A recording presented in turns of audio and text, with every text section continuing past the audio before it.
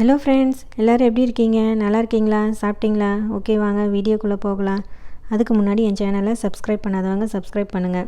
பக்கத்தில் இருக்கிற பெல் பட்டனை கிளிக் பண்ணுங்கள். அப்போ தான் நான் போடுற வீடியோவை நீங்கள் மிஸ் பண்ணாமல் பார்க்கலாம். ஓகே, இன்றைக்கி நம்ம பார்க்க போகிற ரெசிபி வெண்டைக்காய் சாம்பார், அதாவது ஓக்ரா சாம்பார். இந்த வெண்டைக்காய் சாம்பார் இட்லிக்கு, சப்பாத்திக்கு, ரைஸுக்கு சூப்பராக இருக்கும், செம டேஸ்ட்டாக இருக்கும். இதை எப்படி பண்ணுறது அப்படின்னு பார்க்கலாம் வாங்க. இப்போ நான் வெண்டைக்காய் சாம்பார் வைக்கிறதுக்கு 150 கிராம் துவரம்பருப்பு எடுத்து நல்லா வாஷ் பண்ணி குக்கரில் போட்டு வாட்டர் ஊற்றி வச்சுருக்கேன். நான் இதில் 1 ஸ்பூன் விளக்கெண்ணெய்,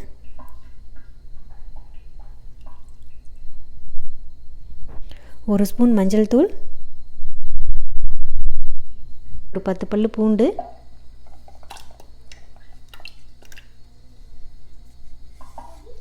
ஆனியன் கொஞ்சம், கொத்தமல்லி, கருவேப்பிலை,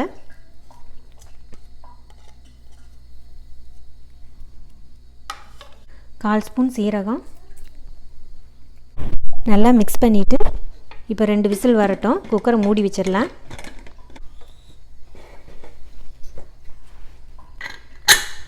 இப்போ வெண்டைக்காய் சாம்பார் செய்கிறதுக்கு காயெல்லாம் நம்ம தாளிச்சிடலாம் வாங்க. இப்போ அடுப்பில் ஒரு கடாய் வச்சுருக்கேன். தேவையான அளவு ஆயில் ஊற்றிருக்கேன். ஆயில் நல்லா ஹீட் ஆயிடுச்சு. ஒரு ஆனியன் ஆட் பண்ணுறேன்.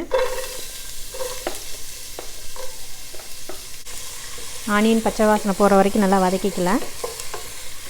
ஆனியன் நல்லா வதங்கிருச்சு. இப்போ கேரட் ஆட் பண்ணுறேன்.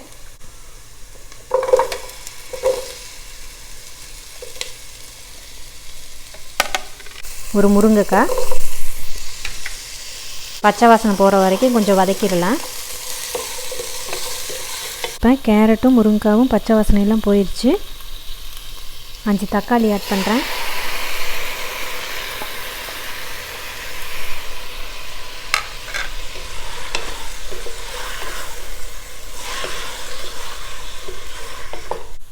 சாம்பாருக்கு தேவையான அளவு சால்ட்டு,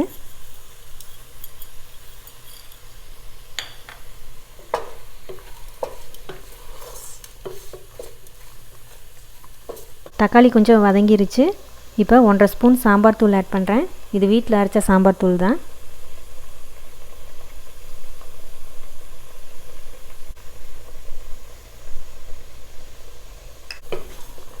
நல்லா மிக்ஸ் பண்ணிடலாம். இப்போ காயெல்லாம் வேகிறதுக்கு கொஞ்சம் வாட்டர் ஆட் பண்ணுங்கள்.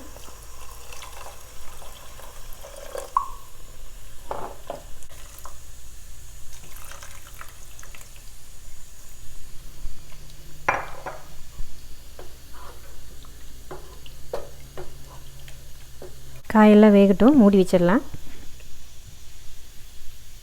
இப்போ பாருங்கள், பருப்பெல்லாம் நல்லா வெந்துருச்சு. இதை ஒரு கடைஞ்சிடலாம். பருப்பெல்லாம் சூப்பராக வெந்துருச்சு பாருங்கள். ரொம்ப குழஞ்சிது அப்படின்னா சாம்பார் நல்லா இருக்காது.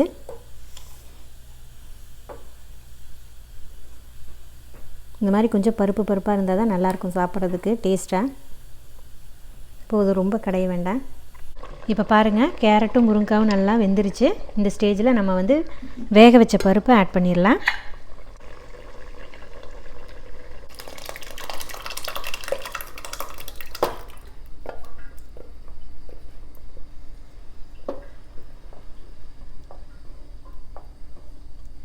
இப்போ பாருங்கள், பருப்பு நல்லா கொதிக்குது.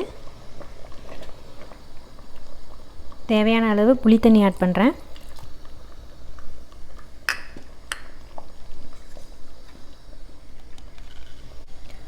இந்த ஸ்டேஜில் நம்ம வெண்டைக்காய் ஆட் பண்ணலாம்.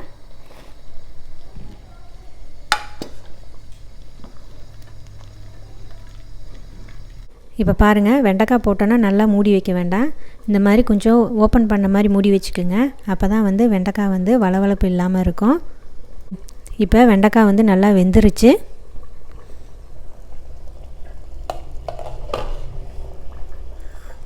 இப்போ கட் பண்ணி வச்சுருக்கிற மாங்காவை ஆட் பண்ணுறேன்.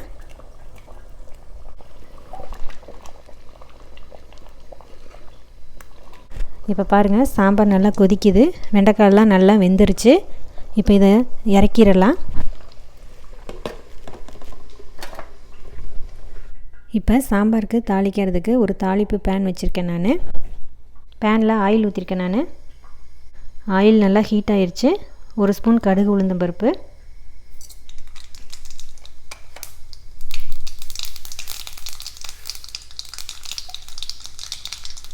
கொஞ்சம் வெந்தயம்,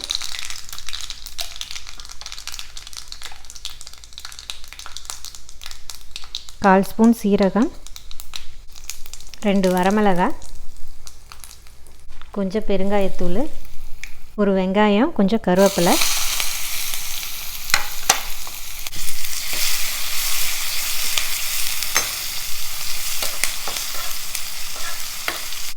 இப்போ ஸ்டவ்வை ஆஃப் பண்ணிடலாம். தாளித்தது எல்லாத்தையும் சாம்பாரில் கொட்டிடலாம். இப்போ கொத்தமல்லி பிச்சு போட்டுடலாம். கட் பண்ணி போடுறத விட பிச்சு போட்டிங்க அப்படின்னா டேஸ்ட் ரொம்ப நல்லாயிருக்கும். இந்த மாதிரி பிச்சு போட்டுருங்க. இப்போ சூப்பரான சுவையான சாம்பார் வந்து ரெடி ஆயிடுச்சு. பாருங்கள், வெண்டைக்காய் சாம்பார். இந்த ரெசிபி உங்களுக்கு பிடிச்சிருந்தது அப்படின்னா லைக் பண்ணுங்கள், ஷேர் பண்ணுங்கள், கமெண்ட் பாக்ஸில் கமெண்ட் பண்ணுங்கள். மறக்காமல் சனா டெலிஷியஸ் குக்கிங்க்கு சப்ஸ்கிரைப் பண்ணுங்கள். பக்கத்திலே இருக்கிற பெல் பட்டனை கிளிக் பண்ணுங்கள். ஓகே, நான் மறுபடியும் வேறொரு ரெசிபியுடன் உங்களை வந்து சந்திக்கும் வரை நன்றி, வணக்கம். Take care, bye bye friends.